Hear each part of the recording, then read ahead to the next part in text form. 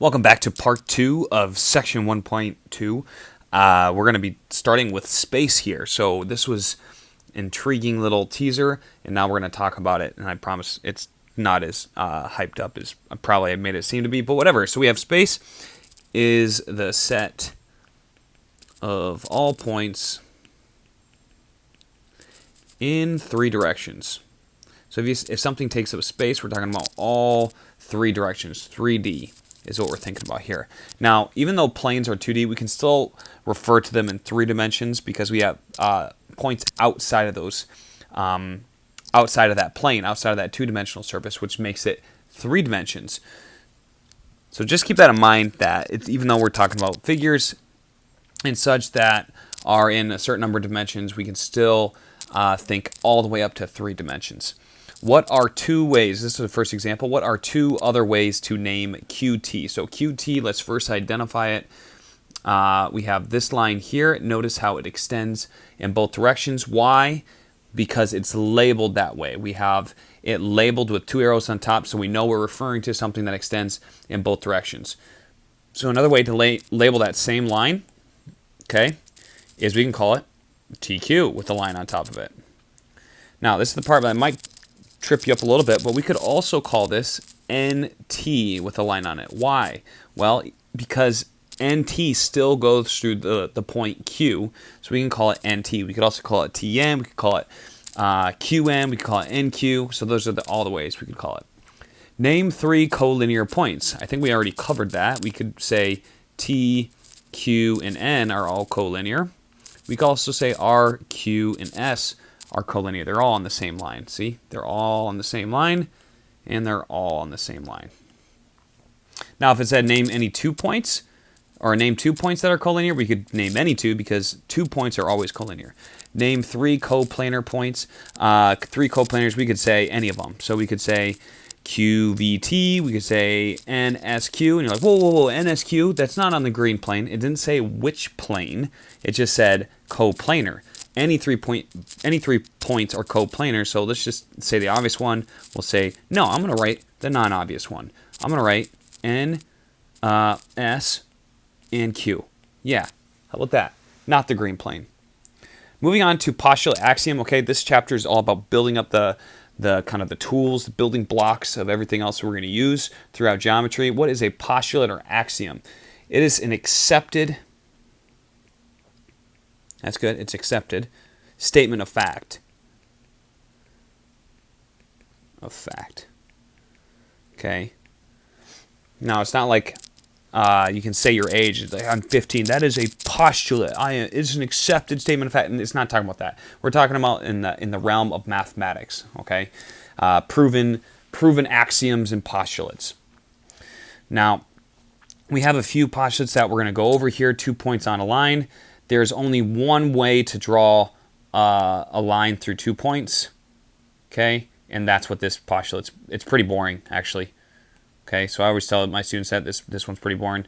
This postulate states, if there are 2 points, there's only, I don't know why it's so hard to draw through this one. Okay, so you guys are just going to have to deal with being triggered, I suppose, because I cannot, I think I got it. There we go. There's only one way to draw only one way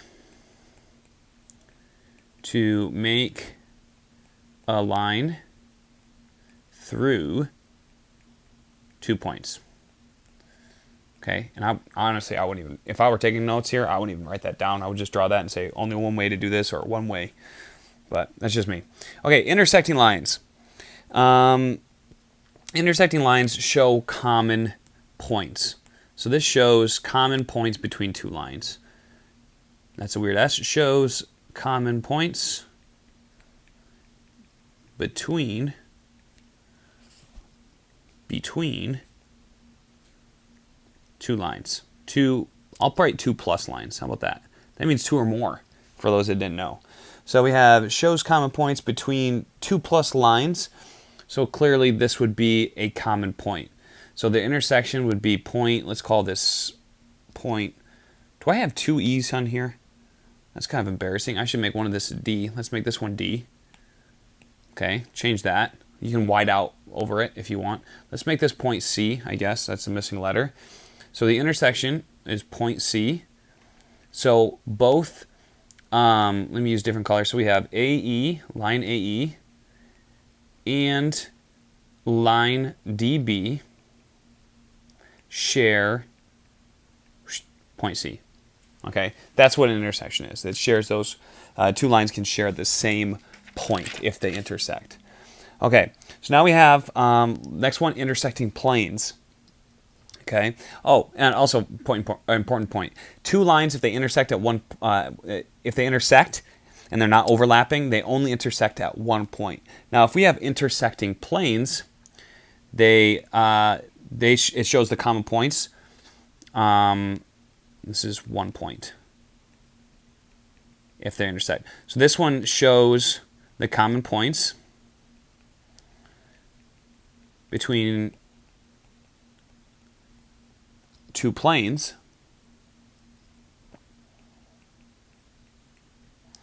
Okay, and that's, you know what, I need to change this a little bit, not 2 plus, it's just 2 lines. That's this particular axiom. Okay, I'm sorry about the confusion earlier. Shows common points between two planes, and it's going to be 1 line. So what does this mean? It means when you have two planes and they intersect, it is going to form a line. So notice how they intersect right there. Okay, it's not going to form just a dot. It's going to form a whole line of intersection. So that's everything that they have in common. So again, they imagine 2 pieces of paper and you shove one through the other. Okay, it's going to form a line, a whole little segment of where they cross. Or if you were to paint, let's say you have 2 pieces of paper, you have this one and you have this one, and you paint the bottom of this one blue. Okay, and then you touch it to the other one. It's going to leave a blue line. That's a bad line.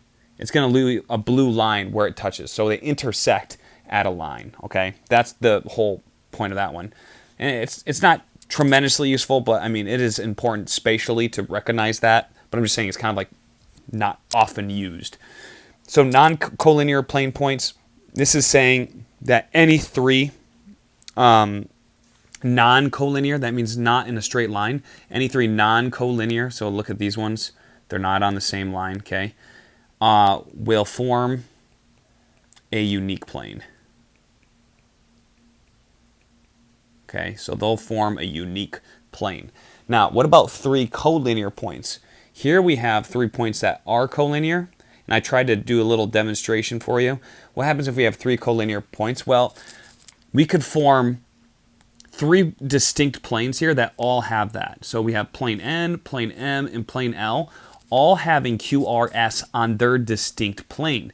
So which one is the correct plane? Well, we're just saying there's an infinite number of possible planes that we can create if QRS are collinear. If they're non-collinear, there is only, let me make this in blue, only 1 plane can be formed if they're non-collinear. And that is this particular. This one's pretty interesting and useful just to keep in mind. But yeah, this is the part 2. Hope you guys enjoyed it. Saw some examples, saw just a little bit of application. Really the future sections and chapters get a little bit more exciting, but this is the basics. Hope you enjoyed. Thank you so much for watching.